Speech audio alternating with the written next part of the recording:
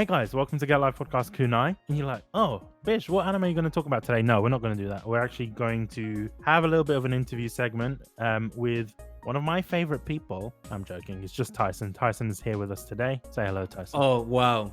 Thank you, Bish. Thank you. I'm sorry, Tyson. You left the podcast, so this is your problem, man. I am a co-founder of this. You don't get to treat me that way, Bish. No, you don't get to treat me that way. Tyson, you know I love you, man. You know I love you. I have serious reasons to doubt your love, Bish. Tyson, we met in real life. We watched Oremo together. And before this gets any more weirder, I would like to introduce our guest for today's episodes, the social marketing manager for Copic and overall big bro and shonen hero, Nate Ming.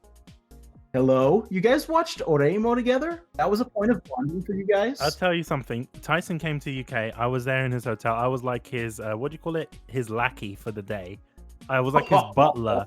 Oh, Bish, go get me some water from Tesco. So I went, get me some Skittles and make sure that they're only green Skittles, okay? None of this red Skittles bullshit. You gotta pick out all the red Skittles. I ironed his trousers for him, you know? I went I'm learning so much about this. I was simping for Tyson. Dude, you didn't even take my money. You actually wanted to use your own money to pay for the water. I did. And you know why? Because I'm a good friend, Tyson. You better That is real friendship right there. Exactly. That is, part of the Holy Trinity. Friendship, effort, victory. Exactly. And no red Skittles. No, the podcast is over. The podcast is over. No, Get out of here. Don't do this, Tyson. Look. Nate, I'll tell you the story about the Oremo, actually. So there was a Chromecast in the room, and I was like, you know what? Me and Kevin, another co-host, were going to watch Oremo for the podcast, and we were going to do that recording. And, I don't even know. I was just like, Tyson, we need to watch Oremo. So I was trying to cast, and we couldn't get it working because Crunchyroll doesn't have the first season of Oremo in the UK, which was kind of... Oh my God. I'm getting flashbacks to working at CR.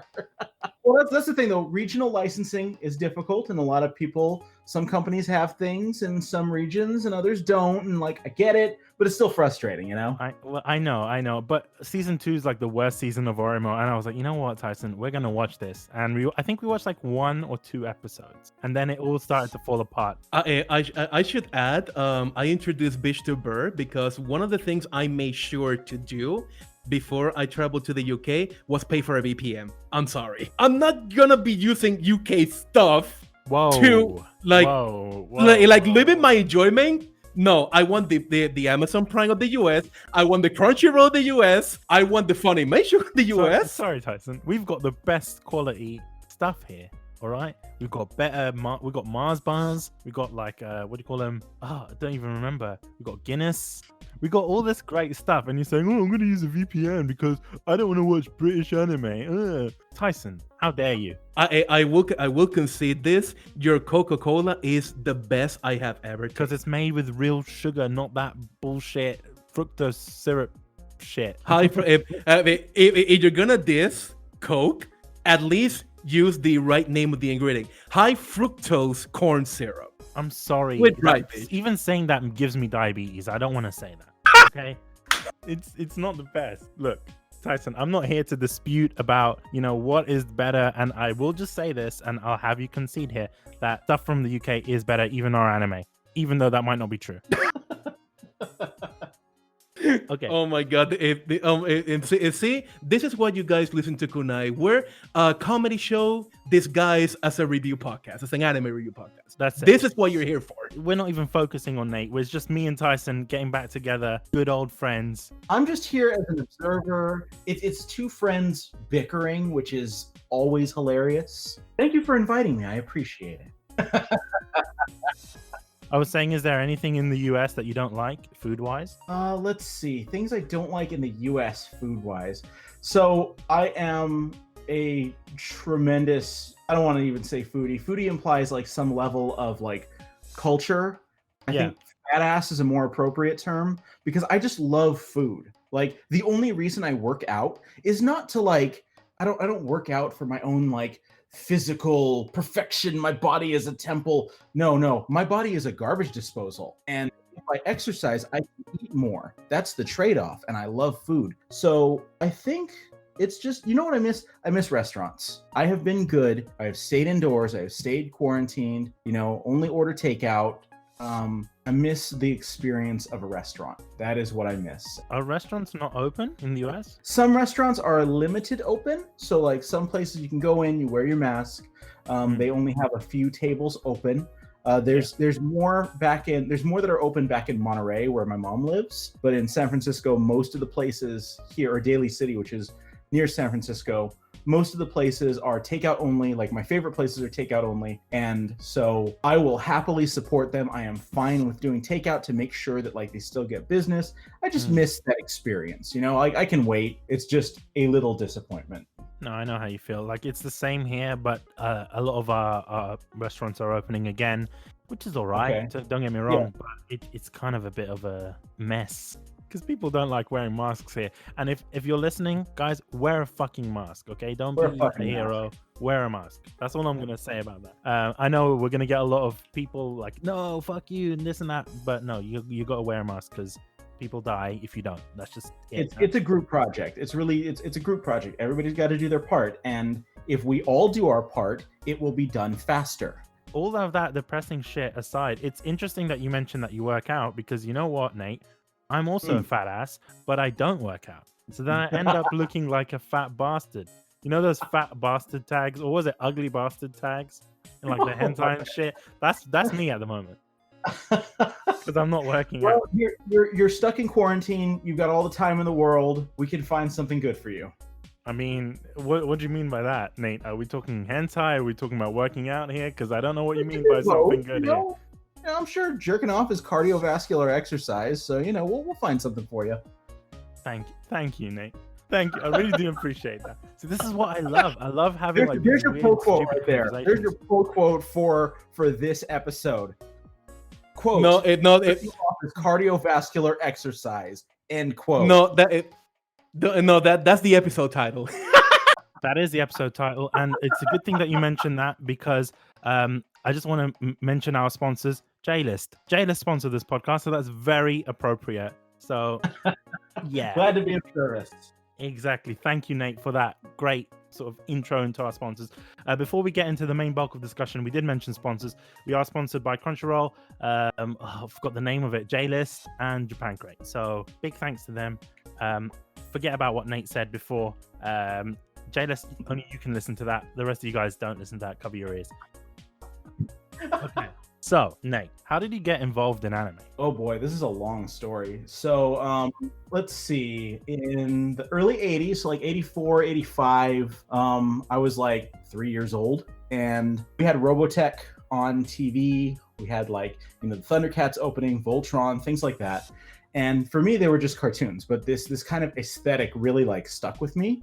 And I didn't really it was just more of the TV shows and the cartoons I grew up with as a kid.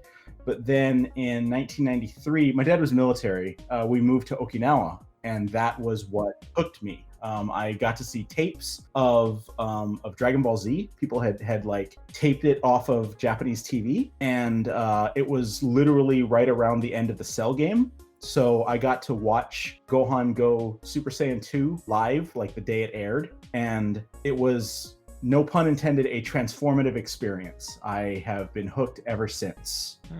So that's very interesting, because you mentioned at a young age, right, watching anime and such. Did you understand those tapes? Not really, no. I knew barely, tiny bit of Japanese just from reading, here's the basic words when we first moved there. I was 11, I didn't really take any classes or study or anything like that.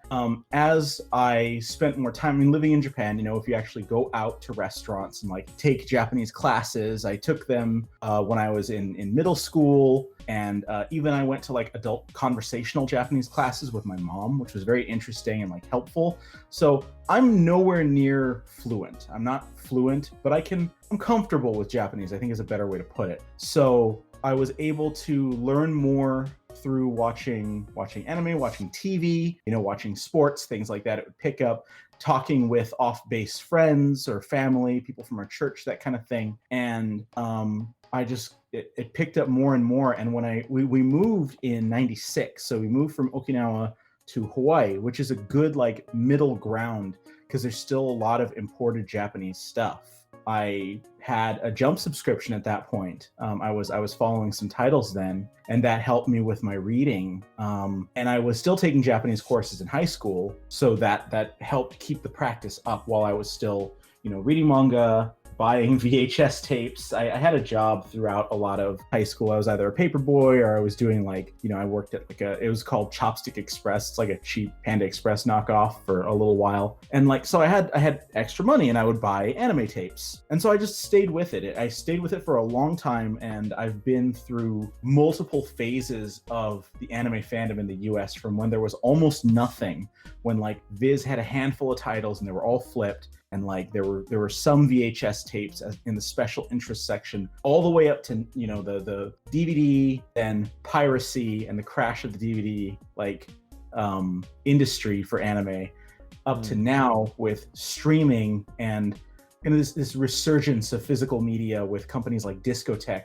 who keep older titles alive, and Funimation having these reasonably priced box sets, amazingly priced box sets, and all these different things, physical media being this very special thing for collectors, and having these vast libraries available for fans.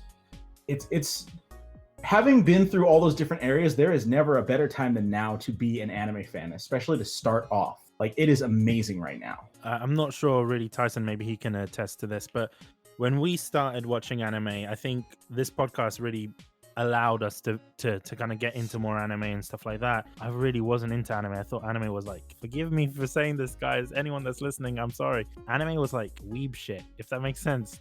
It was such a shameful thing. Here's the thing, with a lot of fandoms, you get a certain subset who are kind of embarrassing, and that's difficult. I think the toughest part about being, or here's a better way to put it. If you want someone to try out anime, the barrier does not come from a long series like One Piece or a bloody or violent whatever, nothing like that. There is kind of a barrier of creepiness you got to overcome. Creepiness, and that's a good, that's the best way I can put it, because if I tell somebody I like Star Wars, right? Everybody likes Star Wars. It's the most mainstream thing that many people enjoy, right? If I say I like anime, that doesn't necessarily mean, you can think of it in one of several ways. Either I like kiddie shit like Dragon Ball or Yu Yu Hakusho. I actually really like that stuff. That is my jam. I love shonen action. Or I like these shows, these tee-hee titty shows about cute girls doing cute things cutely, and I don't know, it's not good optics, right? If you just come out and say that without the qualifier, right? I like this, without giving there's immediately a stereotype that comes into people's heads, and I don't really blame them for that. So it is harder to get people into anime if you are not willing to actually show what attracts you to it. Even if it is slice of life shows with cute girls, it's not because, oh God, they're going to crucify me for this. It's not because it's a bunch of lonely fucks who never talk to women, right? There are people who actually have social skills, but really enjoy slice of life shows, right? So you gotta be ready to just explain. There's more upfront explanation to do if you tell someone you like anime, especially if you're working in a Japanese company. We recently did an episode with my co-host Kevin on Oremo, and the first season really kind of taking all that incest shit to the side and focusing really on this whole otaku culture and stuff. And he was mentioning about his experience, coming out as an anime fan and having to hide himself, if that makes sense, hiding himself from the society. And I've kind of gone past that point. I don't give a fuck anymore. Exactly. I'm such I've become this weeb, you know what I mean? So I just don't care. But I found that a lot of people, if you say, hey, I like anime, and they're like, oh, you anime, that hentai shit, You know what I mean? Like that's what they say, or sometimes they'll mock it, or you know what I mean. So it's Exactly. like it kind of puts that sort of stigma, and you don't want to say, "Oh shit, I like anime," because people will be like, "Oh, so you like tentacle porn?" Like that's the first thing that Mhm. hits people's head, and that's nothing wrong. Like if you like hentai, that's up to you. But I don't understand why people associate it with such negative like things. If that makes sense, I don't know where that link comes in. It is. I see where you're coming from, and it is kind of weird because, like, if you look at the most popular titles, like a lot of people like anime. There are tons of people, like famous people, who love, like, say, Dragon Ball or Attack on Titan or One Punch Man or something like that.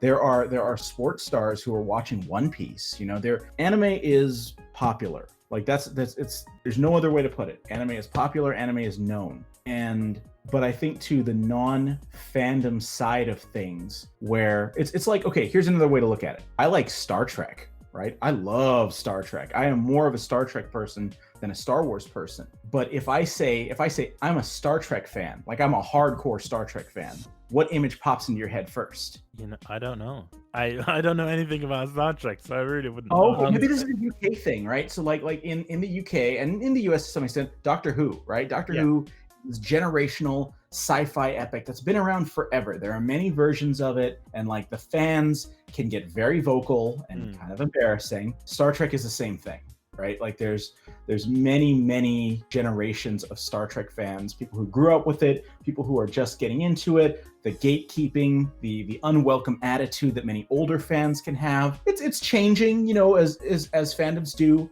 It's changing and becoming more welcoming, but there is kind of a, you know, anime has that same problem. You know, there are people who are like, oh, you're not a real fan if you don't watch, you know, if you haven't been watching for this long. And it's like, that's not really what it is. Like, if you like it, you're a real fan. It doesn't matter how long you've been watching. I've been watching for a really long time, but it does not make me more or less a fan than someone who just started watching something on Toonami last week and is excited for the next thing, you know? No, I completely agree with you. And to kind of add on to your point, it's like we also see in this community there's like issues with subs and dubs, and a lot of people are like, oh, fuck you, you're not a real fan if you watch dub. Like, enjoy the way you enjoy it, right? A lot of people got started on dubs, and there's many other reasons. Like sometimes people want to be able to actually like get other things done while they're watching anime, so thus it's dubbed. Like, it's fine. You can also dislike dubs too, which is the thing. Like, I'm not a big fan of certain dubs, but that doesn't make them bad or the people who work on them bad, unless you're Vic Mignogna, and then, you know, like it, you know.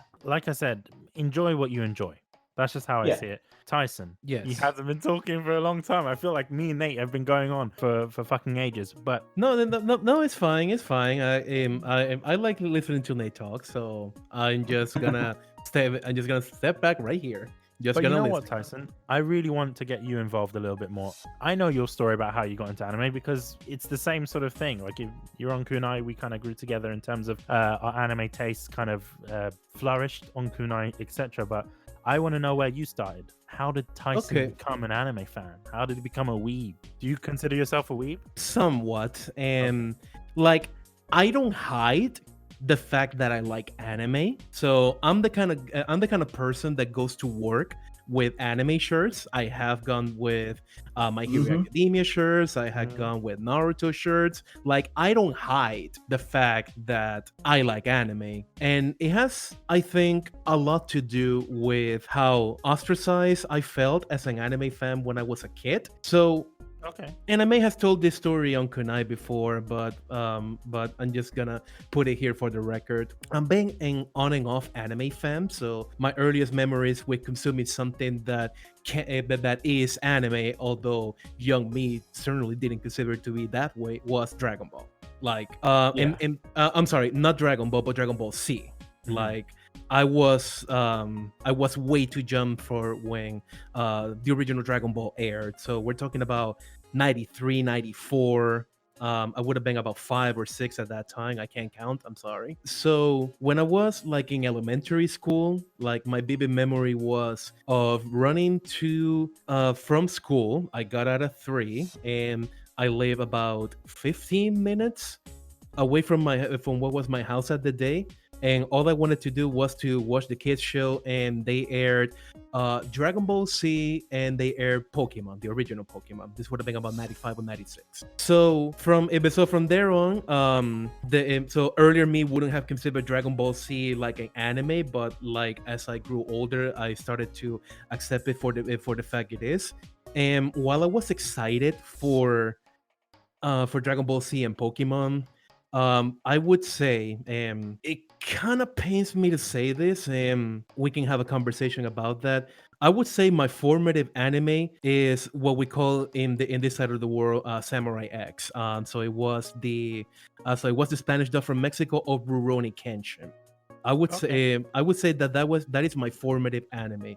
The reason why I say it's shameful is because of the developments with Watsuki, and like That's something that I've had to come to terms with. When I mentioned that I had a Jump subscription when I lived in Hawaii, it was specifically to follow Rurouni Kenshin. I mean, like I think we can still say yes, it was important to us, but there's also the reckoning we have to take now, like you're doing right now, you know? like I literally woke up early to watch Rurouni Kenshin. This is like at the type of Saturday morning cartoons, and what Puerto Rico broadcasters consider to be cartoon would be a very violent anime from from the 1990s. So like at that time it was cool. After that, since I didn't have cable at my house, that's how it in order to watch Toonami and whatnot. This would have been about 2000 or 2001, something like that. So my parents were divorced. My mom just earned enough to get by. Like I never had cable at my mom's house, but I did have cable over at my dad's house. So it turns out that something I used to do is that the VCR recorders, they have a timer in which you can tell, okay, at this time you record this thing. I did that a lot with a lot of Toonami shows, namely Outlaw Star from what I can remember. And I mean, at least of the overall fandom, I guess there's a discussion to be had about better space opera. There are people who don't call Outlaw Star a space opera. Still haven't come to terms with that. Or Cowboy Bebop is better. I'm sitting here like, I don't have an opinion. Like, I definitely have nostalgia for Outlaw Star. I actually own the Funimation release of it. Yeah. But yeah, like my next stage in what was my anime fandom was Outlaw Star, some of the Toonami shows that around the time. I'm sorry, I can't mention really any names right now. And then around 2002, 2003, I got a Jump subscription myself. That's where I started to be exposed to Bobobo. I'm not sure how many Bobobos are there. I watched the anime for that. It was on Toonami. I got exposed to Hikaru no Go. Like, I love that show. Good show. I wish I could own it all on Blu-ray, but I haven't found it. Then I had a kind of a falling off. Like around this time, I was already in high school, and like Team Me started to see that as that's some kids shit. Just leave it. Mostly looking back and thinking, oh, it's just a phase that I had when I was younger. And turns out that the anime that got me back in was Death Note. So I remember reading it in Jump when it was like debuting. This was around late 2004, early 2005, and I was like, "Oh my god, a cerebral anime, a cerebral show! This is good!" And I eventually was announced, "Hey, this is gonna be an anime by Madhouse." I'm like, "What? Awesome!" So this is where I started to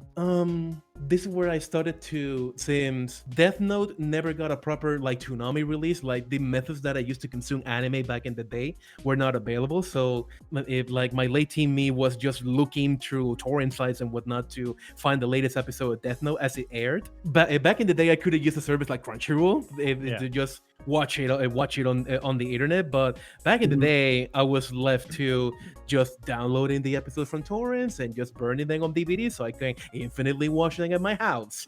Because remember, guys, at this time, my mom still didn't have cable. I'll be honest, we didn't have internet at my mom's house until I entered college. So we're talking about 2007, 2008, in which I finally convinced her to say, hey, having internet is a good investment. I know you don't like me to gem up the dial-up line because I'm way too obsessed with what I'm doing on the internet.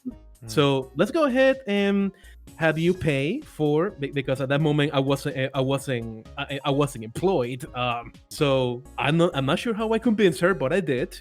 Probably was for the college stuff. And so I had a DVD player back at my mom's house, and I just watched them over and over and over, just looking forward for when I got back into my dad's house to say, I need to download this. I need to download new episodes. But it would have been a one-off.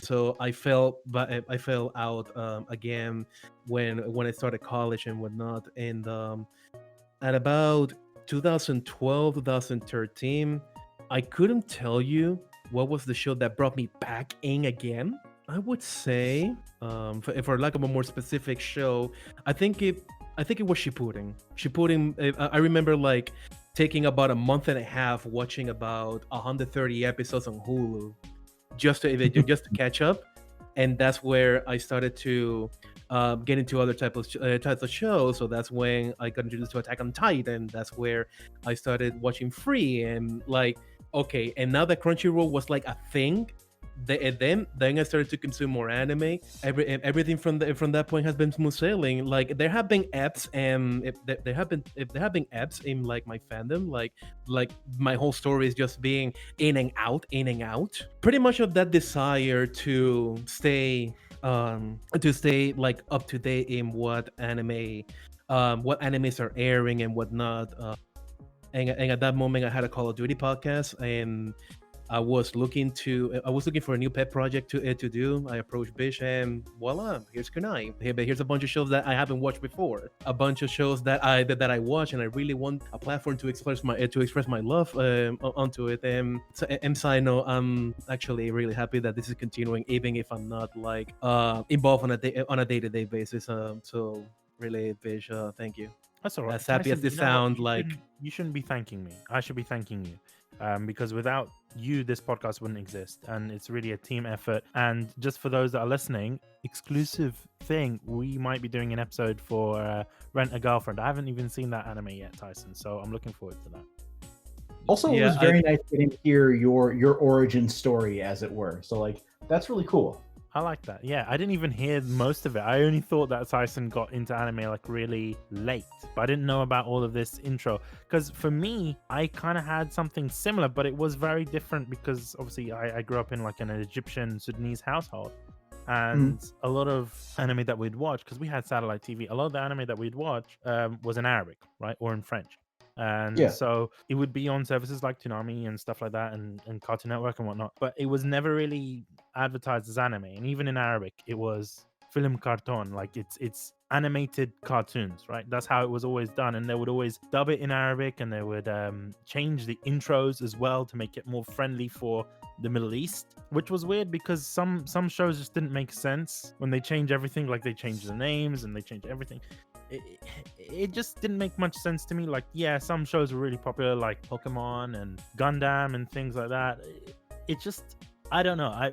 I grew up with a lot of Arabs and stuff. So when you speak to them and you're like, hey, do you watch anime? And they're like, no, I don't watch that shit. But then they're like, but you've seen Gundam, right? You've seen Gundam Wing. Like, yeah, man, I love Gundam Wing. And I'm like, you know that's anime, right? They're like, no, that's an Arabic cartoon, dude. And I'm like, the fuck? Like, so a lot of people tend to have this notion because it's been localized in such a way to be tailored to that kind of community, that they feel that those cartoons are part of like their cultural identity, if that makes sense, which is very interesting. But I didn't really consider those shows watching as a kid like as anime. You know what I mean? Well, they were your cartoons, right? They were the cartoons. So this kind of makes sense though, because after I came back from Okinawa, like a year or so later, Dragon Ball Z started airing in English. And there's a whole mess of people, tons and tons and tons of fans that blew up, right?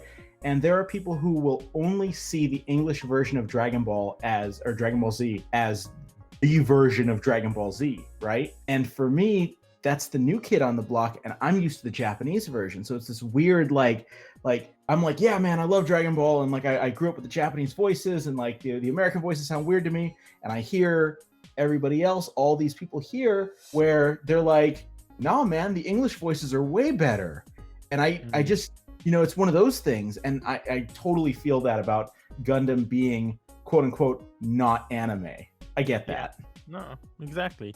And it's like I didn't really kind of get into more, like, I say quote unquote anime until like 2012, because when I was in high school, I was really into Japanese gaming, like games like I fucking forgot the names of the games now, like Dynasty Warriors, etc. I'm really into that, and I would kind of get beaten up at school for liking like Japanese shit. So I thought, you know what, I'm not gonna get into anime. Like, there's all these kids are like, yeah, dude, watch anime, watch anime. And I was like, no, I'm not gonna do that because I don't want to get killed at school. You know what I mean? Like, I'm already getting beaten up. I don't want to get beaten up even more for watching anime. And then I just got into a really dark place. And a friend of mine, Daniil, he came up to me and he was like, dude, watch Toradora. It will fix your problems. And I was like, what the fuck? And I spent the time and I just watched Toradora, I think, for like maybe a good solid 24 hours straight, just rewatching, just trying to figure out what this anime is. As silly as this sounds, it kind of changed my life. And then I don't know, it just went on from there. And then Tyson came up to me about this whole idea for an anime podcast, and I was like, yeah, we'll do it. So actually, you bringing up Toradora as something that like changed your life and turned things around and made like a very positive effect on you. I actually want to ask Tyson, what's a show that has, if it's an anime, more ideal since it's in this like realm of discussion, but what is a show or piece of media that really like turned things around in a positive way for you? I can't really say that I had like a big story with Toradora, but there is a life event that happened. Bish knows about it, and I'm not gonna say anything more than that. There was this show that helped me to cope with loss.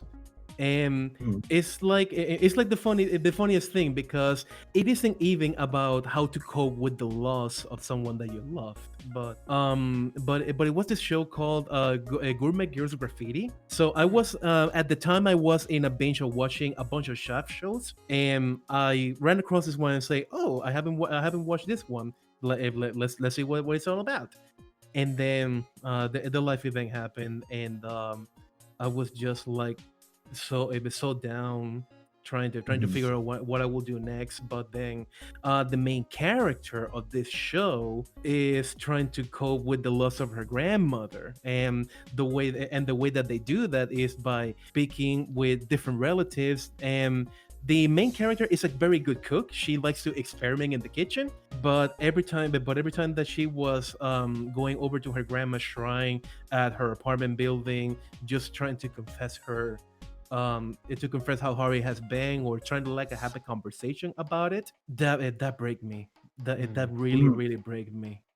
And I mean, it really did a lot to like help me cope with the situation I was going on at the time. And that's probably as closest as I can get to a Vision Toradora story, like an anime that meant a lot to me. I can say for a fact that there are a bunch of shows that like no movie, no TV drama series or whatever has moved me to tears in the way that anime has done. And like out of the top of my head, I can't recall like the shows that I can legit tell you that they have moved me to tears, but Gourmet Girls Graffiti is a particular highlight, and probably the closest in which I can legitimately say this anime has made an impact on me. It's very interesting, Tyson, that you mentioned like anime that like kind of brought you to tears, because as soon as you said that, because I don't know, like I kind of remember Boku no Hero, like My Hero Academia, right? I know it sounds really weird because it's just like My Hero Academia, fun shonen show, right? But within like the first 2 episodes, I started crying because I saw All Might for the first time. You know, when you see skinny All Might in that sort of weakened position, I saw that and I don't know, I just started crying. I explained it more in the episode, but it brought back memories of like, you know, seeing my dad when he was like ill, etc. So I thought when I saw All Might like that skinny, I was like, shit, All Might has cancer. Like that's the first thing that hit my head. And then I was just like, oh. But it's like, for me, anime does have that power to move you on a personal level. And I think when people have that connection with anime on a personal level, they kind of appreciate it more. like I said, like for me, if it wasn't for anime like Toradora, I don't think I would have appreciated it or even be doing this, this podcast, because those kind of things move people, I guess. I don't know how to phrase it, but I'm not. I think I understood what you meant, and I appreciate you for actually like opening up about something so personal like that, because that's where you see it, and that's where it hits you, right? Is because you are dealing with these things, these very difficult and like kind of taxing things in your life, and when you see it in, you said like shonen escapism, My Hero Academia, but that is a very emotional show. Like it does deal with a lot of topics, especially in those early episodes of, like bullying and like the loss of your dreams, and like you find out that your hero or someone who's very important to you, like they're sick. That's a scary thought. I kind of hate to admit it, because even during the middle of the episode, just for people that don't know, when we were recording the episode, we recorded it in 3 segments, but we edited it in such a way that it was a full episode. But because we're focusing on one season, I just couldn't handle, like when we got to that point on the episode of the podcast, when I just had to speak about that kind of stuff, it just hit me all at once, even though I'd written it down in my notes, but it hit me all at once and I just couldn't continue with the recording. Yeah, it's a very powerful thing. I just wanted to say my primary motivator behind me being such a hardcore free fan like the swimming show is that a lot of people may see that as a Megasa Fuyoshi show. Oh, it's like cute boys and cute boys swimming and whatnot. Okay, I'll give it an element of that. There certainly is. I'm not gonna take that away. But what I saw in that is that as a person who deeply values friendship, like the friend, like to the extent Haru has reached out to Ring to kind of like save him from this slump, even though just Ring rejecting him at every turn, like. And I'm not sure if I got this across on the episode that we did in season 1 and season 2. We did 2 shows of that. Is that I want people to see that show as a true testament of friendship, and instead of like being, oh, I'm just ogling at bodies, and like, okay, there is an element of that. But what if you were to watch it this way? I can say that Free has moved me to tears as well. Like when Ring is crying just out of frustration after fighting with Haru, like that broke me too. Like, and again, I say this as a person who deeply values friendships like the one Haru and Ring has. So like it's like finally I see something that I value so much in this show that I would never see, because we're all it's mostly cultural, I'll say. That men cannot have friendships, like that's homosexual and whatnot. And dude, I am so happy to live in a world in which this is more accepting nowadays. Oh yeah. I'm definitely glad. And I mean, this aired back in 2013, in which there was still the stigma around that. And oh man, like I get so emotional just thinking about that. For me, when you suggested Free, even the first and second episodes, I was not necessarily dreading it. I thought that, this is just going to be mainly just fan service and there is not going to be substance to it, right? And then watching the show itself, I fell in love with it because, as you mentioned, there is such a value on friendship and these kind of relationships that the characters have with one another. And there's something special about that. Not like, at least for me, when I was kind of new to anime, that it felt like something that I wanted, if that makes sense. It's like something that's lacking in my life, like I needed that sort of friendship with people. And it's like I said, I'm glad that you mentioned it, and I'm glad that you brought that up because it is very important. But that being said, we're going to go on a little ad break. You guys are going to hear an ad, a lovely Crunchyroll ad, and then we will be back for the second segment, which I kind of already forgot what was it about. So it is panels. It is panels. Oh, it's the panels. Okay, thank you, Tyson. We're going to be talking about Nate's panels, and then we'll go on a break now. This episode of the podcast is brought to you by Crunchyroll. Go and check them out at getlifepodcast.com/Crunchyroll for a 14-day free trial of Crunchyroll premium service. That means anime without ads, 1080p HD. You can watch it on all your favorite devices, your TVs, your phones, whatever. Even if you want to watch it on your Chromecast, you can as well. That's amazing. Go and check them out. 14-day free trial. You've got the most diverse collection of anime and manga on the internet. So go and check them out. It's a no-brainer, lads. GetLifePodcast.com/Crunchyroll. Thank you, Crunchyroll, for sponsoring this episode of the podcast. This episode of the podcast is also brought to you by the lovely people at Japan Crate. Japan Crate offers a unique experience of Japan through monthly crates filled with candy, and who doesn't love candy, right? Japan Crate brings you a delicious selection of snacks every month. You can check it out on our YouTube channel for $35 a month, and you can cancel anytime, but I don't know why you would want to. Learn more at getlifepodcast.com/Japan Crate. Remember, use the code GALP for $3 off on new subscriptions. So, getlifepodcast.com/Japan Crate. Use the code GALP for $3 off. And if you want to check out what snacks that you get in the crates, go and check out our YouTube channels. Links will be in the description, so go and check them out. Thank you, Japan Crate, for sponsoring this episode of the podcast. Okay, now we are back from the break. My apologies, by the way, because it's like 3 a.m. in the United Kingdom at the moment, so I'm feeling a bit flustered. I haven't had much sleep, but we're talking about Nate's panels. Just so people know, right? I only knew about Nate because when we started our Crunchyroll sponsorship, Nate helped us out a lot. Nate, what did you actually do for Crunchyroll? Just so I know, because I didn't. I was the customer support lead for a long while. I think from 2014 to 2018, I want to say. And then after that, I was the after I left customer support, I was the features editor for the news team. So I did a lot of like I went back to my news writing. Okay, originally I was a contractor Crunchyroll starting like 2010 or 2011, I think. And I was writing a newsletter and on Crunchyroll News. And then 2014, I moved to San Francisco to become their customer support guy, worked my way up to customer support lead. That was when I was helping you guys and got you set up with your free membership and sponsorship, stuff like that, and connected you to the right people, etc., etc. And then after that, I went and wrote for the news team for a while and did editing, and that was a lot of fun. To be honest with you, I didn't know who Nate was, speaking to him via email, and then one day Tyson's like, yeah, I should check out this Nate guy. I was like, oh, okay, cool. I've known Nate since about 2017, Wow. I want to say. Sounds about right.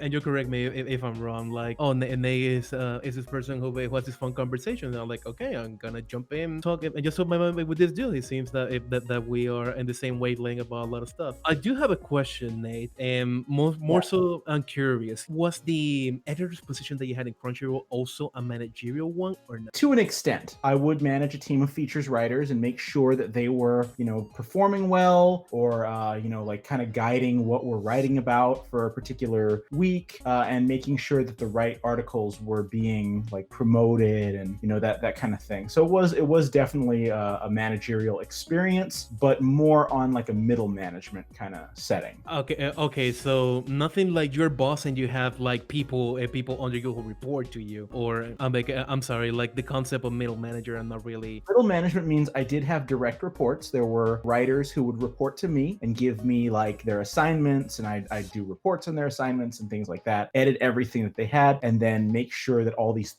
different moving parts work. Now, obviously, I did report to people higher up the chain, but I still had like a team that worked for me. Gotcha. It's just that I've never heard that referred as middle manager. Probably a difference between the U.S. and Puerto Rico. But yeah, I'm sorry I'm sorry for that tangent. Let's move on. Oh, no worries. Nate, I just wanted to know, I'm not sure if you can answer this, but can you tell us, like, what was the weirdest support inquiry that you've had? Oh boy. Okay, so let's see. I'm trying to think of one that, like, because we did get some. I dislike the idea of making fun of customers, right? Because if they have a legitimate problem, even if it is something that is kind of should be easy to understand for anyone else, right? My job was to help them and make sure that they got their thing taken care of. So while I got a couple that were pretty simple in the like turn it off and then turn it back on again kind of level, it was nothing like that caused caused me, any sort of grief or difficulty. I actually legitimately enjoy customer service and helping people. But the ones that frustrated me the most were, this is a common community management thing. If you get banned and the mods have receipts of your dumb behavior, crying to me on Twitter is not going to make me reinstate your account. It's going to make me check with the mods and look at your receipts. And I had to deal with so much of that, and it was just so constant. And I think for me, it was not funny, it was frustrating. Like, customers, even when they get weird, are just being, they have a legitimate request or problem or whatever, I can help that. But if you're being dumb and you get removed from the community, which is a totally understandable. If I make a fool of myself in the store, right, I'm going to get removed from the store, and I may not be welcome back in that store. Right? This is just common sense. I'm not going to go cry to one of the other managers who's not the one that's there to see if they'll let me back in. That's just how it works. And people think that if you like try to yell at someone on Twitter, they're going to cave, and that's not really how it works. So that's my takeaway of working in customer support. I was expecting like more like funny things. I'm not going to lie. The funny stuff happens during cons. It is not like the customer support stuff. Events is where the funny shit happens. Like, oh God. Think. See, now when I think of cons, I'm thinking of all my horror stories. But now I'm like, okay, what's actually funny that happened? There was that time I played a prank on a coworker. We made these little stickers of her that made her look like, an advice dog meme. Because she had like, it made her look like a puppy, right? And so I took this picture with I took this goofy face picture of her and put it on the rainbow sticker, right? And so we called her Advice, her name, right? And, names are changed to protect the innocent. And when she came to a con with us, I told people to go up and ask her for advice. I was like, be stealthy about it, be sly about it. So like a dozen people go up and are asking like, what's a good place to eat? What's a good booth to go to? And so she's answering all these questions, and she's just like, man, everybody's asking me all these questions today. And a friend of mine, an actual friend of mine, fucked this up and destroyed the joke because she goes up to her and says, I'm just supposed to ask you for advice or something. I don't know, because she was, and this coworker, her head like snaps around 180 degrees and fucking glares at me. And I'm just like, I'm busy working. I didn't see shit. And so I had multiple Dwights at the office, none of it related to work, customer support stuff. So I don't have funny stories about customers as much as I have funny stories of punking my coworkers, who I love. Fair enough. I think that's very interesting. Like for me, cons were, I don't know, like no one really knows what I look like apart from Tyson and a few other people. So when I go to conventions, no one knows who I am, but I have had people like notice me by my voice, if that makes sense. And that's a bit weird sometimes. But I think in terms of like the weirdest shit that I've seen at a convention, I saw Jesus at one con at MCM London. Took a picture with Jesus and he told me to fuck off. So that was a bit I was like, Jesus, take a photo with me. He was like, fuck off, mate, I already forgave your sins. And he just walked off. I was like, come on, Jesus. Beautiful. Our Lord and Savior, ladies and gentlemen. Yeah, he did not give a fuck. And then I was like, why is there Jesus at MCM Comic-Con? And then I realized I think he was cosplaying as Jesus from Saint Young Men, which makes a lot of sense. At least I hope he was cosplaying as Saint Young Men Jesus. But sometimes people just cosplay as Jesus. I mean, why at Comic-Con though? I mean, it's so weird. It's like, why would you do that? Weird, but it is a thing that happens. For me, when I saw that, I was shocked. I was just like, not because it's Jesus, but just because it's like, it was a really good cosplay. The guy grew out his hair and everything. And I was like, wow. That's impressive.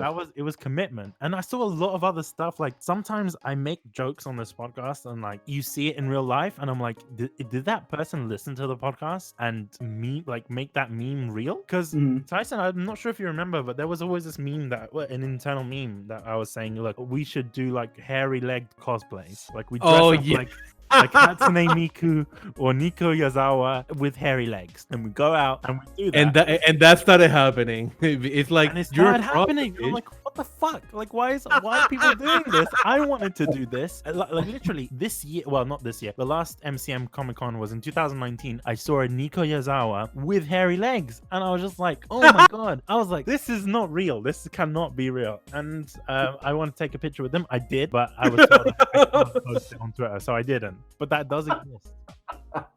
That's I- I'm glad that people are taking those jokes on board. I think you managed to talk Elliot into doing a Nico cosplay, or was I Did he? No. Do you know what it was? They were recording the Crunchy Cast. Look, Uh-huh. I'll tell you the whole story with Elliot. So Elliot, he was working at Viewster at the time, and then we were talking about Nico and how Nico is trash, etc. So that started from there. And then when he was working for Crunchyroll, they were doing the Crunchy Cast or whatever, and they wanted questions in, etc. So I submitted a question. I said, can you do an impression of Nico? And Elliot actually did it. Elliot, but you know what? I think it was Raina that set them up, because Raina saw it and she said, yes, you got to do this. So that's what happened. And I'm glad it happened. And I've got that. And the thing is, they clipped it at the beginning and they pasted it at the beginning. So I was like, yes, I'm glad they did something. Good job. That was on you. Good job. I'm proud of you. I'm proud of myself too. That will never happen again, though. I miss those guys. I miss Raina and Elliot. They were cool. Also, a bunch of you other CR people too. You're also cool. All the other guys. I remember feeling so awkward, and I probably told you this, Nate, but I'm coming on the record with it. That when I traveled to Crunchyroll Expo for the first one in 2017, like I didn't know, like nobody knew how I look, and then I was just hovering around the customer support deck because I had issue with my since I'm booked to Crunchyroll, I was supposed to get some goodies at the hotel, and I was like back and forth between the VIP. I was sent to. Man, yeah. So I was in between 3 different booths. I remember ended up at customer support, and I told them, "Hey, I booked through the Crunchyroll website. I was told to expect these goodies. Do we have an estimate, or when is it that supposed to happen?" And then I don't remember if it was one of your coworkers or it was you, the one who gave me the answer. So I took my answer. Okay, cool. I just went back into the event, and then about a couple hours later, I was like, there was another person in the booth, man in the booth, but you were tending to the teddy bear. What was his name? Fred. Fred, yes. Fred is on now. Fred is no longer with us. They tossed him when they moved offices. Oh no. Everyone pour one out for Fred the Crunchyroll Bear and his gigantic brother Ned. Are they like Costco bears? They were giant Costco bears, yeah. So I remember going back into the customer service. I think it was just before I left for the day. I just wanted to to introduce myself. I said something dumb like, personal privilege. Hey Nate, I'm Tyson. And I was like, oh my god, did I really said that? Oh yeah, that's right. I was like, oh shit, hey, what's up? I was like, oh my god, I don't know how this dude is gonna react, but I said something dumb and like, no, this is not gonna happen. Well, like, here's the thing. I'm very easy to approach, and that's why every time like con season comes around and like people are like, I'm going to the same con as you, I'm like, literally just say hi. That's it. That's all you need to do. And I think that there needs to be more like available for fans to be comfortable with meeting Twitter mutuals and things like that, because there's I don't know, like you have social courtesy, Tyson. Like you came up to me and you said hello, and I knew like, okay, I can talk to this dude, right? It's not like some kind of I hear the other like, are we sure about that? Nate, what if Tyson came up to introduce himself dressed up as you? Like he was in full Nate Ming cosplay. How would you react then? That would be a little weird, but I'm very easy to cosplay. You need long hair, you need glasses, and a graphic tee of some kind, and jeans, and either Converse or Rockport shoes. Those are the two like specific pieces of the outfit. So that would be a little weird. Maybe you'd also have like boxing gloves on or something. But like, I don't know, Nate Ming cosplay would be very somewhere on the line between flattering and weird. Now that I said that, it's gonna happen. You know this. I mean, I'm hearing the suggestion and I already feel awkward by I'm doing just saying, Tyson. I'm just saying. No, bitch. So here's something that you should know about me. I cannot grow my hair out as long as Nate. I don't grow like I don't grow this L'Oreal hair. I grow an afro. Okay, that's not gonna happen. Like Speaking of Nate's L'Oreal hair, though, Nate, how do you keep your hair? Like what's your routine? I've had long hair since 2003. I have been growing my hair out all that time, and it is a point of pride for me, and it makes women jealous. I love it because I take very good care of hair. So what's that routine? Not as difficult as you'd think. I shampoo it every 2 to 3 days. I still wash my hair regularly, but that does not mean I shampoo my hair, and I condition it between once and twice a week. I regularly brush it. I make sure to use shampoo that works very well with my hair. It's really the regular brushing and just letting it grow out and conditioning hair. So that way, conditioner is basically like lotion for your hair. It keeps the ends good and not like split or gross or anything like that. Other people, their hair requires a lot more care. Like it requires like detangler or like, you know, different kinds of shampoo or like scalp cream, things like that. Like I'm lucky I don't really have, like if I get gross, because like, oh man, I have a story about the one time in recent history that I just like went full gremlin and didn't do shit for a week. But like I don't have dandruff really. It acts up when it's dry, but like my scalp is easy to take care of. My hair is easier to take care of. So I lucked out. I have beautiful long hair. And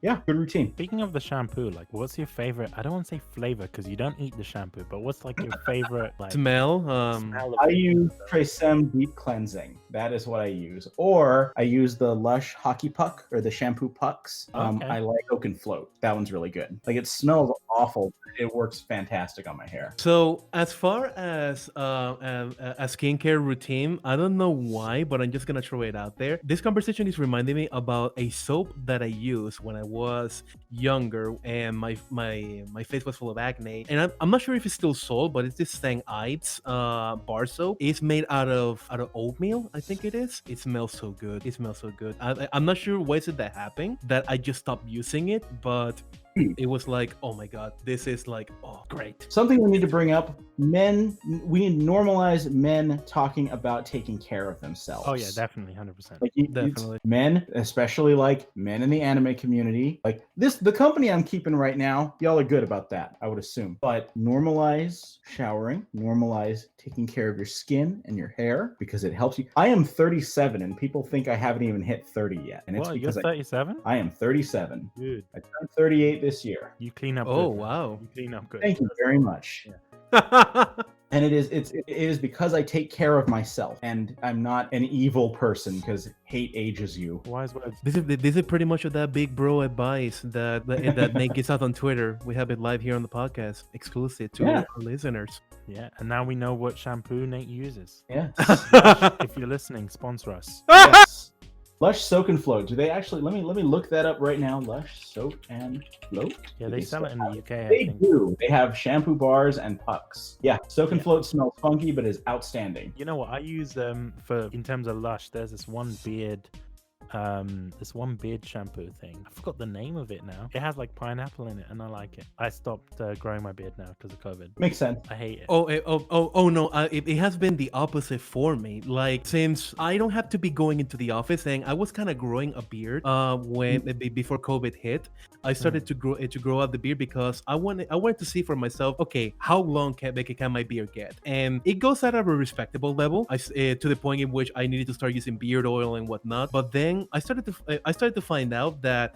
Then I started to play with my facial hair, like do these little curls and do like some sort of whatchamacallit. I started to use my facial hair like as a fidget toy, and I was like, I shouldn't really be touching my face in the age of COVID. So there are times in which I let it grow for like 2 or 3 months, and then I start playing around with my beard hair, and then no, Mhm. it has to come off. It has to come off. Take a trimmer.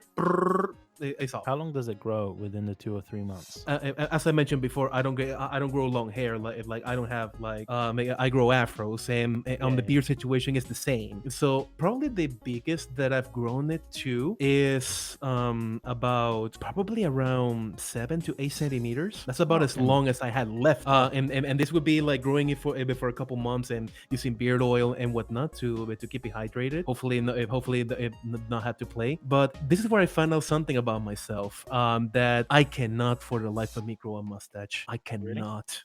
Oh, same, Yeah, same. So you know how people like their mustache like grow evenly, and like you can do like styling with some hair that grows out of your mustache and converges into your chin hair. I cannot do that. And like my mustache, so I can get a busty mustache if I let it grow. But it turns out that when I trim, usually my mustache is the first thing to go because like it doesn't grow evenly. I don't know how to to like entice the pores to actually grow that hair evenly. I heard a lot about a house solution to use what should I call it where I'm from that's called as aceite de puerco, like just rub that as a lotion. So it's like pig oil. That's probably the closest translation. Pig oil. I found that like too disgusting to do it to myself. Like lard. And I have also heard lard. Like it's a good like it's a good thing to entice hair growth. But you're gonna get a lot of spots, like acne. Yeah, I never felt comfortable with the idea myself. Since I am getting into, I wouldn't say so. I'm not in my late 30s. I'm not as old as Nate. I'm only 32. It's a bit hard. No, I'm not critiquing the age. I'm just saying. I'm not critiquing the age. Age makes you wiser, folks. Age makes you wise. I thought to myself, okay, I don't want to rock the baby face look anymore. I actually want to start playing with how different I can look. So first thing that I always did was, okay, let's play with the beard. That's usually the thing to grow. I started playing with haircuts as well. Like I haven't gone full quarantine haircut in which I go bald. Like I have seen people go bald. I don't think that's the look for me. But but I have told my barber, hey, why did you do this? Why did you do this? So that when I'm back into society, if they can say, Tyson, you changed. I'm like, did I? I just brush up my looks a little bit while I was in quarantine. So yeah, those are fun experiments to do. I would invite anyone who just looking for a look. Hey, facial hair is there. If you can grow it, start to play around with it. See if it's something that you like. And if facial hair is not for you, that's okay too. You know what, Tyson? I envy you in terms of your facial hair because not many people may know this, but I shave in the morning and then by evening, stubble would have grown back, and it's genetic, so it's like it's insane. But if I leave it a week, I'm already rocking a full beard, and it's the worst. So it is a lot of maintenance. Like when I was in university, I was a bit of a slob, so I just kept it growing, and it just kind of got to my stomach, and it started parting in the middle, kind of like Yosemite Sam from like Looney Tunes. Oh gosh. It was insane. But you know what? The kind of beard that I want is, that kind of like, like a Guan Yu beard, like that kind of. Yeah, like a big, the Dynasty Warrior character. Okay. Yeah, he's the god of war. Like, I mean, he's a very famous character in Chinese history. I mean, he's a historical figure. But yeah, he has a lovely, straight, long beard. And I'm like, I wish my beard was that silky and like smooth, It's like taking my hair and sticking it on the front of your face. Yeah. If I could do that, I would love to do that. That's the thing. I just want that experience, because if I put my hand like on my beard, it's all like rough and like like it feels like a loofah. That's how I feel. Like, you know what I mean? So, and I'm gonna segue into I mean, this has been a very fun conversation about panels. I hope that the audience has enjoyed it. But I do want to segue into one of Nate's particular passions. So, whenever I think about like these lush long beards, I can't help but thinking of the Kung Fu Master, I believe it was in Kill Bill. So he's like this asshole that goes like lushing his hair and then tempting the bride to attack him. So and the reason of the segue here is that, Nate, I know that you love these kind of movies. So let's talk a little bit about them. So how exactly did you got into Kung Fu or like this kind of movies in which is a lot about the action? Like, I've seen the threads and I kind of want to know the story behind those. So let's start not at the ending of the story, but like in recent history where I started really writing about action. I write a lot about action. I write a lot about martial arts, and one of my panels at cons in the past is action as storytelling, and how a fight scene tells just as much, if not more, than a dialogue sequence. I was raised as kind of a sheltered kid, so I wasn't allowed to watch R-rated movies, until I was a little older. I think it was like 15 or so when my folks were like, okay, you can rent R-rated movies from the store. And I started with my first four were Terminator, Terminator 2, Alien, and Aliens. And then I went through all the classics. I watched RoboCop, Rambo, like all the different classic action films, even eventually going back, to like 60s, 70s, seeing those action films. Action films are very, very important to me. They are exceptionally fun fun, and they have a lot of character and a lot to say. So I really, even growing up with martial arts, like my dad was into Tang Soo Do and karate and things like that, and that got me into martial arts, but I wasn't particularly allowed to watch action films. So I would watch eventually, like when I was like old enough to rent these, I rented Bruce Lee movies, Jet Li movies, many different things. I love action films because of the formula. That's one of the most charming and enjoyable things about them. And I feel the same thing applies to like romantic comedies, because they have their formula, they have their beats. It's like seeing an extremely well-made burger. You just want to see what pieces people use and how it's put together. And that's why action films are so satisfying to me. Martial arts films especially. And so that is why when I watch them, I can be blindly enjoying Arnold's one-liners as he throws a knife at a guy and pins him to a wall and says, "Stick around." And it's wonderful. But there's also like Predator is one of the, like I can look at it and see Predator as one of these films, a rare movie where Arnold shows vulnerability and fear, and he's not like this ultimate badass killing machine, because he's fighting the ultimate badass killing machine. I love action films and I love talking about them, and that does extend to anime as well, because the Action is Storytelling panel has tons and tons and tons of references in anime action. Would you say that you rewrite the whole concept of that panel like every year? Well, I actually cover different things in each panel. Like I've only done that panel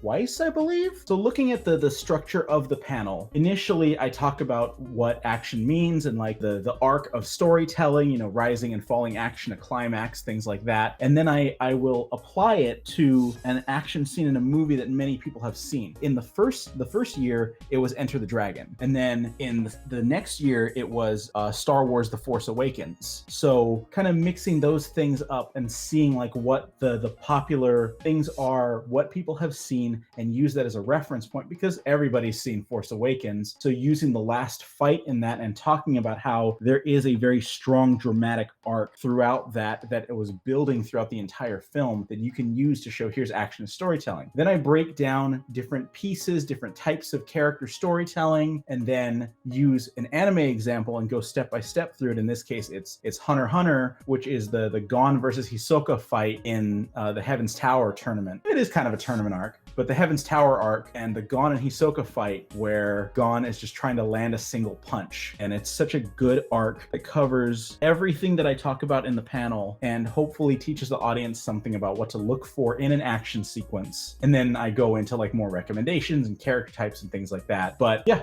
I feel that that's kind of how I approach that. I am looking through the action and storytelling panel. I see here that Crunchyroll uploaded the 2017 one. Just a note about that upload, somebody fucked up the volume on that, and so you will have to turn the volume almost all the way up. Noted. So let's talk about the other panel, which I also had the opportunity to watch it first in 2018. Chicken Soup for the Soul. I don't recall the subtitle. Apologies. It's Chicken Soup for the Burning Soul, positive masculinity in anime. I wanted to make that a regular thing. Unfortunately, it has not been because, COVID. Yeah, tell us a little bit about how that. So that was super fun to come up with. I mean, it was mostly based on, like you said, Tyson, I dole out a lot of advice on Twitter. And a lot of it does come from me just needing to talk. I talk a lot. But if you can use it for good, I think that it's helpful. And I am the kind of man that really enjoys, very typical traditional masculine things. I love combat sports and I love, like red meat and action films and things like that. But I also think that there's always a need for balance, and the way that you deal with people in life is not always represented well in anime. And there are a lot of poor examples of role models. People look at someone like Shield Hero, who is an absolute piece of shit and not the kind of man we should aspire to be. And instead of bringing down toxic masculinity, which is part of behaving well, is calling out toxic masculinity when it is doing things things wrong, but I feel that it is also equally important, if not more important, to bring up examples of positive masculinity. And so with this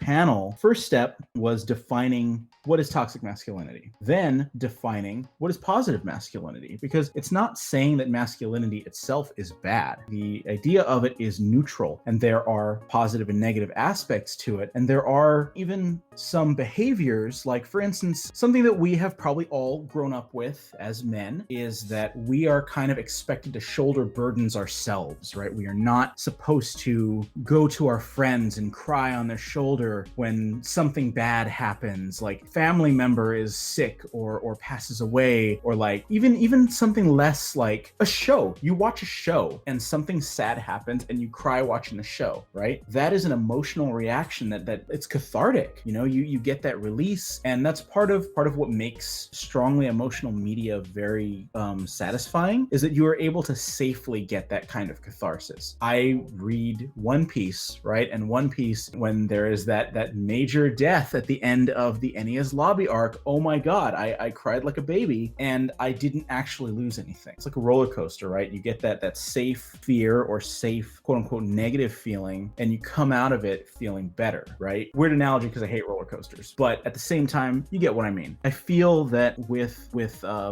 masculinity, we as men are expected to do a lot of things. We're expected to shoulder a lot of burdens on our own, not show or reveal any kind of vulnerability. We have to have a almost unhealthily hyper-competitive mindset. And as someone who is kind of solitary, because I'm an only child, you know, I'm used to doing things myself, raised in an environment, my dad is an ex-Marine, and you know, like, he's very tough and unemotional, and I was expected to be like that as well, and raised to be competitive. I like to win. I like to train and learn and win. It is a constant process of growth and evolution to look at all these parts of myself, in that I do have, you know, some toxic qualities that have to be turned around or adjusted to become more positive. I can be competitive and want to win, but it should not come at the cost of putting other people down. I can be a strong source of support for my friends and loved ones, but it should not come at the expense of my own health. That is what the positive masculinity panel was about. And it was about showing characters who really embody these ideals. I broke it down into different types of strong masculine presences that are, you know, kind of expected, like a provider or a teacher or a warrior even, and positive examples of these. So like the provider would be Mace Hughes from Full Metal Alchemist. He cares about being a father and being a husband. He loves these things. These are good qualities, and he is willing to give of himself without a need for getting anything back. And that's what makes it so beautiful, right? For the warrior, which you could think of as like a very kind of dangerous mindset, because it is focused on conquest and becoming stronger just for the sake of being stronger. But you look at someone like Guy from Naruto, and he is an endlessly positive source of that kind of mentality, because him improving, he wants to improve for his own sake, but he also wants to see other people improve so they can feel as good as he does. And it's not that you are weak if you can't keep up with him. It just means you're not strong enough yet right now, you know? So we'll keep working on that and make everything better. And I love and appreciate that. It eventually comes around to talking about there's like 5 or 6 different archetypes of positive masculine role models. And it comes to Kenshiro, who is the most stoic and the most unemotional. And yet Kenshiro from Fist of the North Star is pretty perfect in all accounts, because he never tries to hurt or fight anyone who hasn't done anything awful. Like, there's no need to fight when you don't have to, but if you've got to protect somebody, give it your all. Show everybody respect, show everybody love.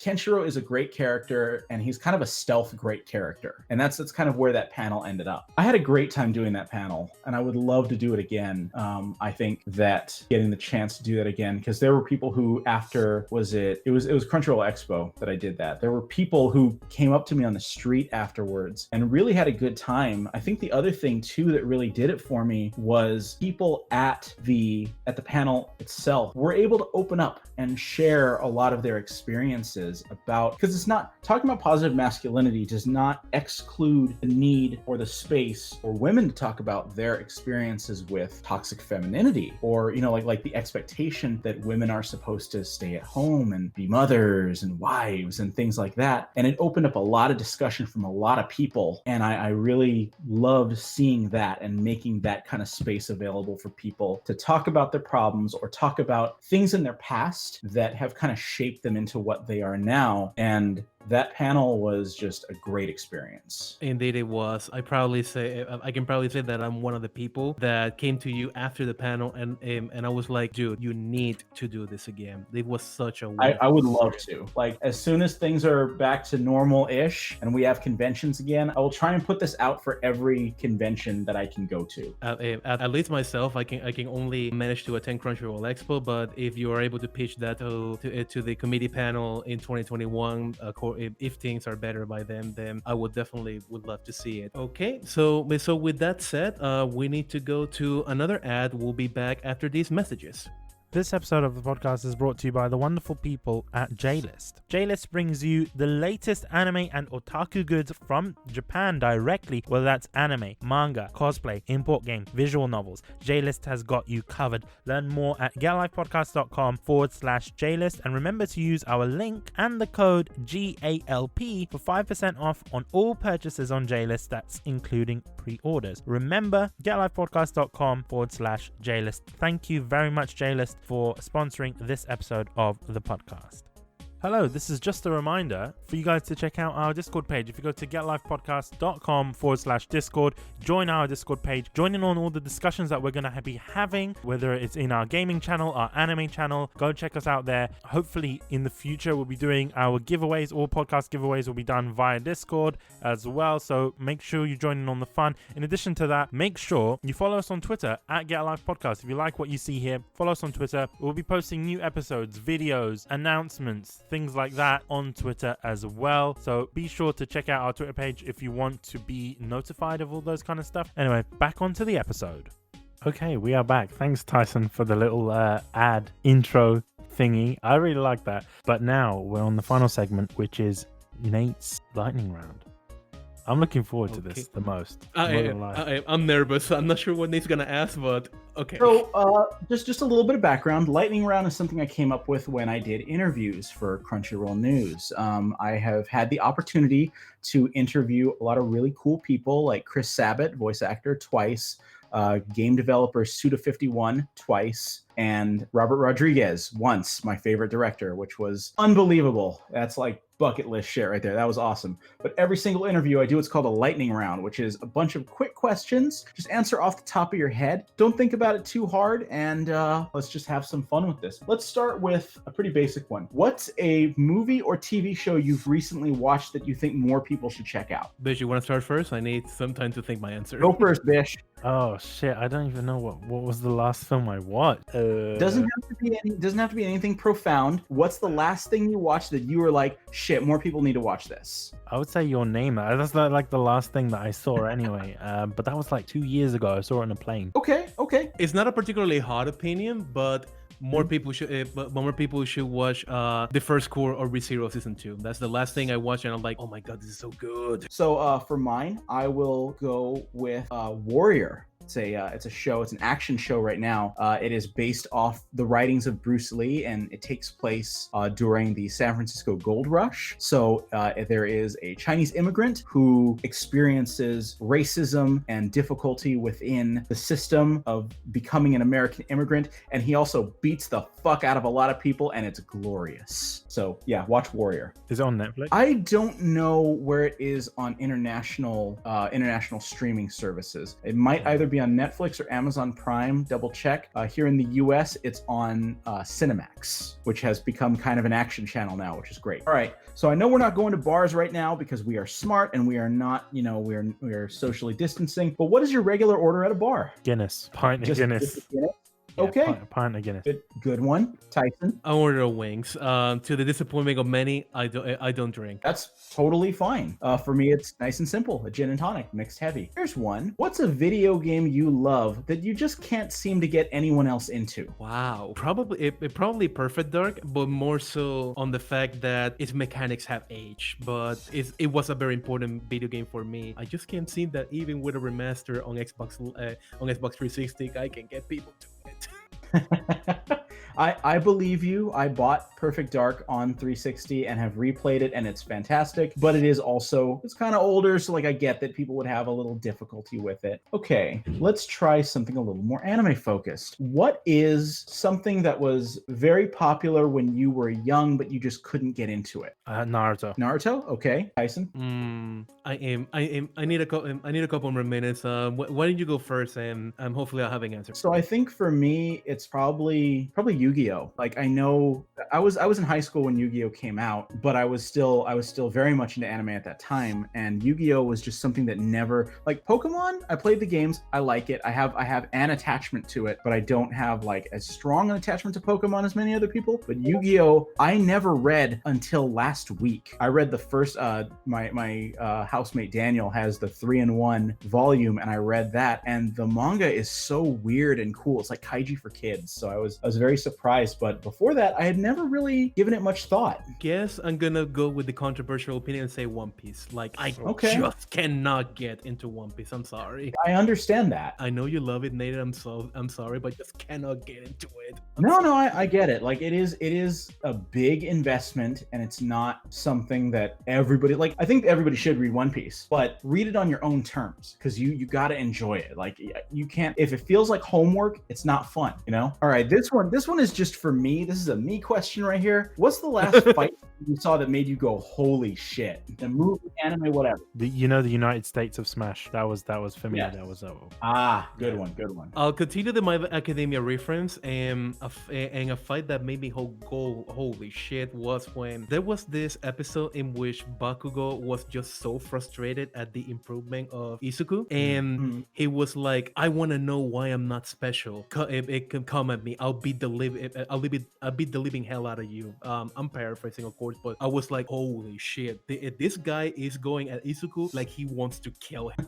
So that's my answer. That's a good one. Those are very good. My Hero Academia is a very like emotionally strong series. Are you quick question before I get on this? Are you guys reading anything in Jump Weekly right now? I am not. No. I don't read Shonen Jump. I read like Shoujo Beat. That's what I read. So I like a lot of shoujo stuff. So Shoujo manga is wonderful. So we'll switch that up. Bish, name 3 shoujo manga that you really love that people should check out. I'm trying to, off the top of my head, Kiss Him Not Me. That's one. So good. Honey So Sweet is another one. I haven't read that one. I think my girlfriend has it. I should read it. You should. It's a really good one. And So Cute It Hurts. That's another. I have not read that one. I'll look for it. So it's nice. You should go and see it. It's quite a nice story. It's about twins that basically they swap places. So one goes to an all-girls school, one goes to an all-boys school, and they swap places and find love. It's quite. That sounds awesome. I'm down to check that out. So how about this, Nate? I can't tell you what I'm reading in Jump right now, as I fell off the train. Okay, so I guess I should give some background here.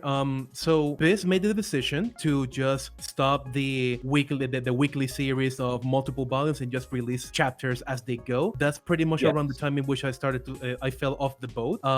So at least what I have been reading late, and I give a read whenever I get the opportunity. I'm getting through Princess Jellyfish. I do have the big box. It's so good. I love Princess Jellyfish. Good pick. I'm reading through Given. So after watching the anime last year, it got me enticed to pick up the manga. So I've been reading that. I still haven't gotten into stuff that hasn't been touched in the anime, but I'll continue to look forward for more volumes. And then the last one, which I recently finished reading, since it was only 8 chapters, Bloom Into You. Okay, it nice. It was so good. And I'm actually looking forward to checking out the anime. I just haven't gotten around to it. All right, so Okay, so those are very good picks. All right, let me see what else I've got. Okay, sorry, we kind of burned through a lot of my questions are gaming related. Now, real quick, how are you guys? I mean, I know Tyson, you play a lot of Call of Duty. We still haven't gotten around to playing some Modern Warfare. but the time difference does fuck us over. Yeah, So, that's very true. I've actually kind of moved into a roguelite phase right now, and all I'm doing is playing either Hades or Slay the Spire, and they are Oh my god, I just bought it. It's so good. Ah! Hades is outstanding. Bish, do you play games? Yeah. In fact, funny thing is, this podcast is a spin-off of our gaming podcast. So yeah, we do Oh, play games. fantastic. Are you playing Hades right now? No, unfortunately not. Okay, you should. It's wonderful. Tyson, what build are you using? I'm using for now the sword one since I haven't gotten that far yet. I've only managed to clear 11 spaces as of yet. But man, I've seen everything. I'm like, it's so good. I can't wait to play more. That's pretty much where I am with Hades right now. Kind of game where I will say just one more run, that's all, and then it's actually 10 more runs, and it's 2 a.m. and I gotta go to bed. So No. I love games like that, but I have taken occasional breaks from Hades so I can play Slay the Spire, which is a card-based roguelite, and it's very, very addicting. I love stuff like that. So that is what I have been doing. You know what, guys? I will let you grill me with a couple questions. Anything you want, I will do my best to answer as truthfully as I am able. Okay. If keeping it with the theme of anime, Nate, favorite anime stuff. Favorite anime studio is probably Madhouse. Like, consistently, Madhouse gives me what I want. Tyson, can we answer these as well? Because that's an interesting question. please. Yeah, I think JC Star, but that's just me. In my case, right now, definitely Kiwani. Like, Okay. in my eyes, they can do no wrong. They are a pretty wonderful studio that does amazing work. Yeah, I agree, 100%. And they brought us Nagisa, so you know. I have one. Okay, you have to walk out to some kind of like either wrestling, boxing, MMA, whatever. You have to have a walkout song as you walk out to the ring. What is your walkout song? The thing is that a majority of the music that is used for walkout is either hip hop or rock, and I'll be honest, I'm mostly into electronic music myself. So you can do that. Okay then. Probably something from Mo Shop. So they are this artist based out of Japan that are very inspired by French house. I believe the person is French themselves. Oh my god! Ever since I was introduced to them, it was like I've been addicted. Tyson, have you heard the song "You Look Good" or "You Look So Good" or something like that? I can't remember the name. You Look So Good is probably my top 25 most played. It's a great song. I like that. Nice. I know. That wouldn't be my walkout song, just in case. I would say, let's do the first song that I was introduced by them. It's called Baby Pink. Okay. You know what, like Tyson? I thought it was going to be the intro for Hentai Prince and the Stony Cat. I forgot that existed. That was the first anime that we reviewed on Kunai, actually. So it was the first. It was the great first anime. one. I liked it. Mine, I would say, I don't know. I'm feeling either the intro for the original Fruits Basket or School Rumble. That's if someone walked out to the School Rumble opening, I would be kind of intimidated. Or the original Fruit Basket, because that is some like calm killer energy right there. Don't fuck with me. Rocky Balboa walking out to high hopes. So what's your walkout song, Nate? Oh, I actually have a walkout song. It's Dreams by Van Halen. So that is my actual like. When I was competing, that was my walkout song. Oh, cool. Are you still competing or? Oh no. I was like 19 and 20 when I did full contact karate. That was it. I'm sure that I can think about it harder. I can come up with something, but right now I'm spent. I don't have anything. And how about we do one more and we're pretty much running out of ideas here. Let's do it about any topic. How about it? Like what? I don't know. Nate said that he has a lot of gaming ones, so let's do a gaming one to wrap this up. How about it? People play games so differently, right? Like I am very like mechanically focused. I like games that I can replay. What is something that you replay constantly every year, or like you just focus on it, like kind of hyper fixate on it? What is a game that is attached at the hip to you? I have a few. One of them is Dynasty Warriors, but that's just because I Mhm. grew up with the series. Oh yeah. As for me, I typically don't replay games, mostly Mhm. because I have such a huge backlog that I'm pretty confident that I've committed the great game in saying of playing my games on easy, just because I just want to experience Yeah. the thing. So as to what game do I replay, not because it's not really because I want to get good, like that part of that ship has sailed. It's definitely Call of Duty, only because I get to play with my mates. What about Persona? Because you must have played it a couple of times just to do all the social links, right? You'll be surprised I haven't. I'm still looking at the trophy list to see if I go back into Royale. I believe it's much easier this time around to fill out the compendium. It requires a little work from what I take it, yes, but as in replay it, and if I replay a game, it's because I want to do something. Generally, games, I just play them once, and if I'm specifically going a shipping hunting or trophy hunting, then I generally don't pick those up. Nate, I have a question for you. Like, Yeah. do you read comics? Yes. Okay, so if you can have like one superpower for a year, what would it be? For a year. For a year, just for Okay. 1 year. You know what? I'm going to go more low key with this. I will go with Taskmaster's photographic reflexes. Okay.